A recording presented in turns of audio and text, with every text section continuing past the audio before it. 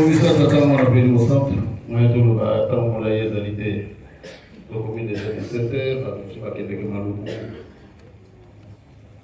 Ce que comme à 18h comme en Mindolo. Et moi tout ça on poussé. Maman les cambo et ça qui mission pour Manelo. Ezali pour la Noël. Ezali été. Les cambo yo ya mulé les banda qui en 1990. Na butoa le 24 au 25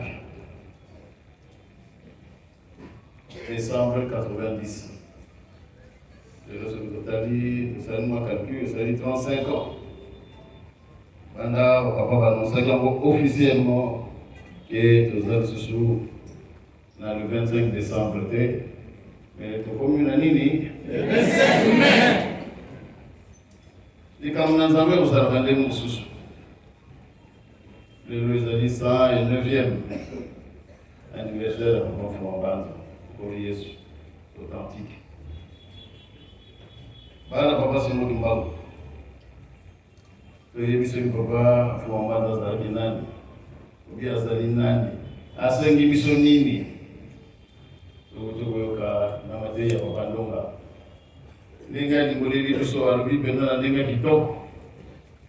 Abimisi mozindo na monyonso. Para kuipesa sans elikambuya lelo. Iya zalaki nani? Iya zapati de biso toujours kolingana. Nzambi katumanga kitanduko. Kikatumanga zola. Nzambi atinaka kuina na tema. Atinaka nini? Bolingo yango wana ebongi to kana makambo ya singa kibiso. Tuye ba ko se pardonner.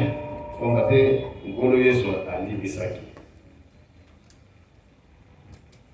Ebongo yo mwana papa simo mama. Okolibisa te? Okolibisa.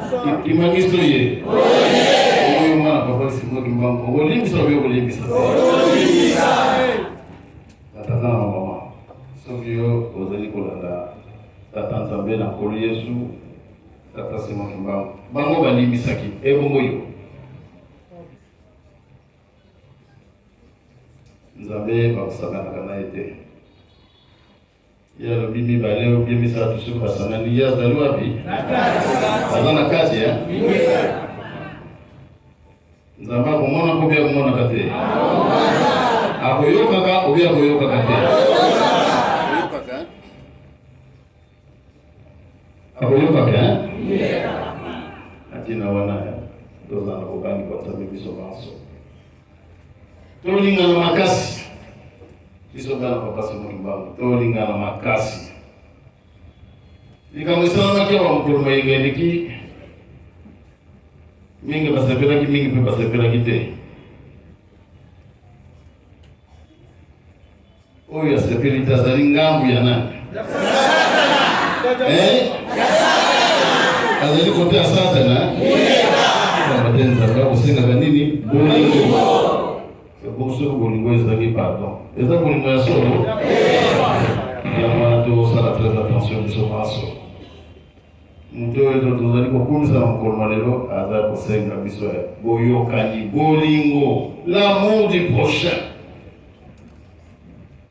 To multiplier en tolinga na ndenge ya solo. Ya mwana bana papa simo to sala très attention. Makambo na misatu ya mtu kukomsa biso batu minene na biso ya Nzambe. Yesu bozali kusala hypocrisie. Pona nini oh.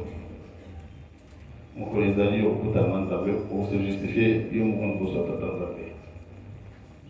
Le péché est individuel. Ezali kote yo moko s'engager na biso mona etali nani yo moko ya mona kusala très attention biso paso. Toza na bolingo makasi ndenge tata Nzambe kolos papa simo bazali kosengela biso tango nyonso. Toza na bolingo. Bolingo elata biso makasi biso banso elata biso makasi. Ngoite Nzambe asepela kolo yo asepela tata bolingo sans pe asepela. Eza boyete mama likambo na mkolo lelo zali bolingo pe boyeba kolibisa moninga na yo. on obenga mwana na Nzambe foi oza oko kusaba critère wana nyonso le obenga mwana na Nzambe. Voilà nous pousser autres dans le monde pour malheur on va te RC kusani misalamité ni bonne je négliger hapo hawa tuzali kusisa hawa tuzali kuatama makamu noki kwete akumtuzana misala mingi baba ya simba badiko ya badani bakolesa bako misoba badani bakolesa bako misoba eza ya biso mukumba na zali ya biso Kinshasa ezali miroir de l'église baptiste eza koete ale tosala makasi biso banso tosala misala tolakisa kolingo na biso na Nzambe tata mwana mpe molimo santo bango bakobosaka biso te toyokani voilà na kusa oyo tozalaki na mona mokolo lelo okomisa tata mwana mpe molimo santo amen ya mwana molimo santo